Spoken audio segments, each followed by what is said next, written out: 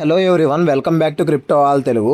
ఈ రోజు interlink update గురించి మాట్లాడుకుందాం. ఇంటర్లింక్ జర్నీ స్టార్ట్ అయ్యి దాదాపు 1 సంవత్సరంన్నర అయ్యింది. ఈ జర్నీలో మిలియన్స్ ఆఫ్ యూజర్స్ జాయిన్ అయ్యారు, కమ్యూనిటీ పెరిగింది, ఇన్ఫ్రాస్ట్రక్చర్ స్ట్రాంగ్ అయ్యింది మరియు ప్రాజెక్ట్ స్టెప్ బై స్టెప్ ముందుకు వెళ్తుంది. ఇప్పుడు అప్డేట్ వచ్చేసి సియోల్ ప్రైవేట్ మెయిన్ నెట్. అసలు ఈ సియోల్ ప్రైవేట్ మెయిన్ నెట్ అంటే ఏంటి? సింపుల్ గా చెప్పాలంటే ఇంటర్లింక్ ప్రాజెక్ట్ కి ఇది ఒక కొత్త చాప్టర్ స్టార్ట్ అవ్వడం లాంటిది. ఇది ఫినిష్ లైన్ కాదు, అసలైన డెవలప్మెంట్ మరియు గ్రోత్ ఇప్పుడే స్టార్ట్ అవుతుంది. ఇప్పుడు ఇంటర్లింక్ నెట్వర్క్ ఫ్యూచర్ గోల్స్ ఏంటో చూద్దాం. Goal number 1, 10,000 payment acceptance points. Interlink future లో ఐటీఎల్ కాయిన్స్ తో షాప్స్, బిజినెస్ మరియు సర్వీసెస్ లో పేమెంట్స్ చేయగలిగే ఎకో సిస్టమ్ క్రియేట్ చేయాలి అని టార్గెట్ గా పెట్టుకుంది. అంటే ఫ్యూచర్ లో ఐటీఎల్ ని రియల్ వరల్డ్ ట్రాన్సాక్షన్ కోసం యూజ్ చేయడానికి ప్రయత్నం చేస్తుంది. లైక్ మీరు షాప్ లో కొన్న వస్తువులకి డబ్బులకి బదులుగా ఐటీఎల్ కాయిన్స్ తో పే చేయడం. Goal number 2, IBTE market place development. IBTE అంటే interlink business token exchange. Normal exchange లో ఎక్కువ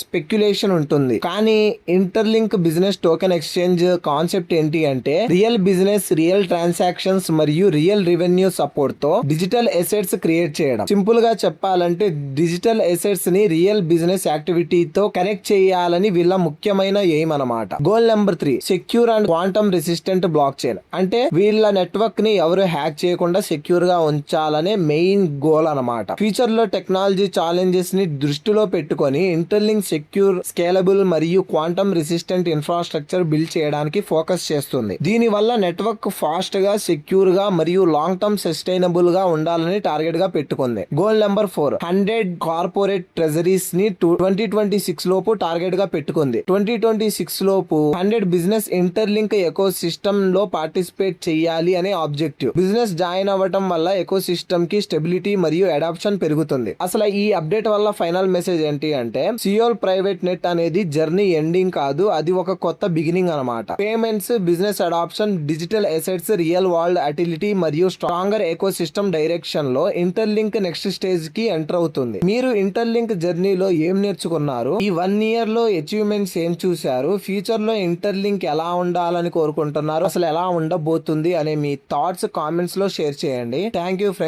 Stay active, keep mining, keep shining. Jai Hind.